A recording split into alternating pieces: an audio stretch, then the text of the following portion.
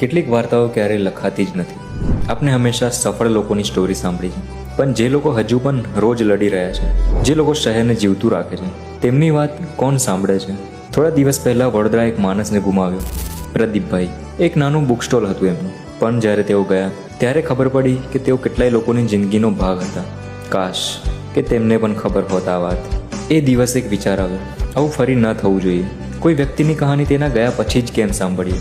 એટલે હવે હું જઈશ વડોદરાની ગલીઓમાં એવા લોકો સુધી જેમની કહાની માત્ર એમના સુધી જ સીમિત છે, અને એમનો અવાજ સાંભળીશું અને આખા શહેર સુધી પહોંચાડીશું. એમ પણ લોકોને બીજાની પંચાયત કરવામાં બહુ મજા આવે છે, તો પછી આ જ લોકોનો અનુભવ તમારા સુધી પંચાયત તરીકે લઈને આવ્યો હતો. એટલા માટે જ અમે આનું નામ રાખ્યું છે પારકી પંચાયત. લોકોની નહીં, લોકો માટેની પંચાયત.